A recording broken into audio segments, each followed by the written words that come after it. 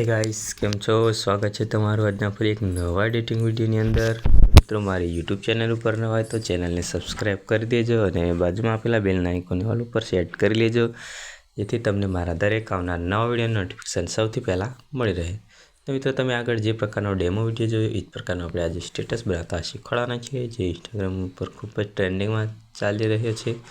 તો મિત્રો વધારે સમય ના બગાડતા આપણે એડિટિંગ શરૂ કરીએ। તો મિત્રો પ્રોજેક્ટ તમારે ઇમ્પોર્ટ કરવા માટે પાસવર્ડની જરૂર પડશે અને મિત્રો પાસવર્ડ વિડીયોમાં આપેલો છે અને મિત્રો વિડીયો તમારે પૂરો જોવું પડશે તો તમને પાસવર્ડ મળી રહેશે।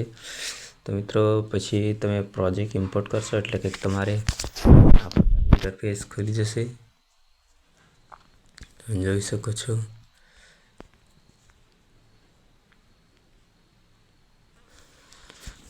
ત્યારબાદ મિત્રો અહીંયા આપણે ગ્રુપ 1 આપેલું છે, તો એ ગ્રુપ 1માં આપણે ફોટો એડ કરવાનો રહેશે। તો આપણે ગ્રુપ 1 ઓપન કરી લઈશું।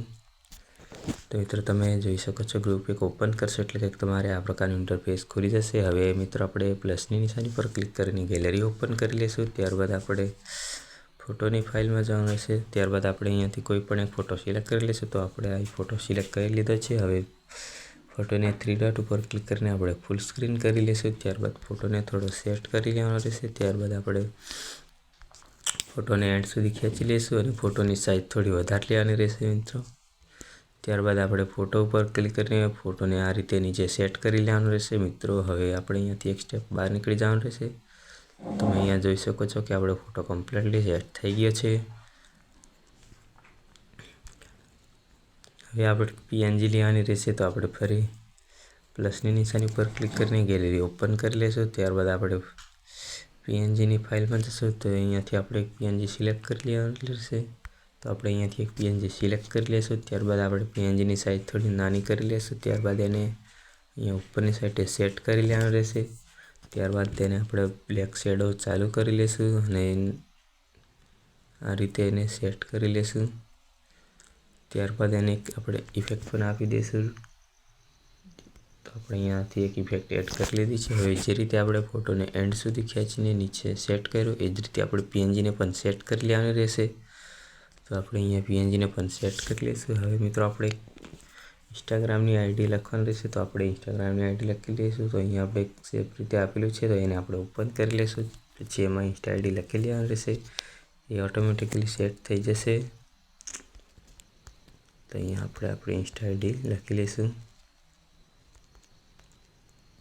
તમે જોઈ શકો છો કમ્પ્લીટલી સેટ પણ થઈ ગઈ છે। હવે મિત્રો આપણે ખાલી અહીંયા એક ક્લિપ જ એડ કરવાની છે। તો આપણે ફરી પ્લસની નિશાની પર ક્લિક કરીને ગેલેરી ઓપન કરી લઈશું। ત્યારબાદ આપણે ડાઉનલોડની ફાઇલમાં જશું।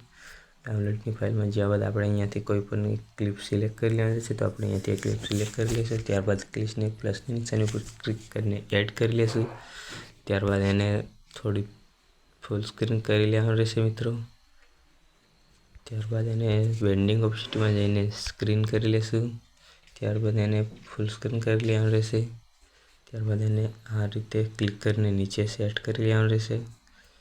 હવે ક્લિપ થોડી લાંબી છે એટલે આપણે એને કટ કરવાની રહેશે। તો આપણે એને કટ કરી લઈશું। તો મિત્રો તમે અહીંયા જોઈ શકો છો કે આપણે ક્લિપ પણ કમ્પ્લીટલી સેટ કરી લીધી છે અને મિત્રો આપણો વિડીયો પણ બનીને કમ્પ્લીટ તૈયાર થઈ ગયો છે। તો મિત્રો તમે હવે વિડીયો જોઈ લો।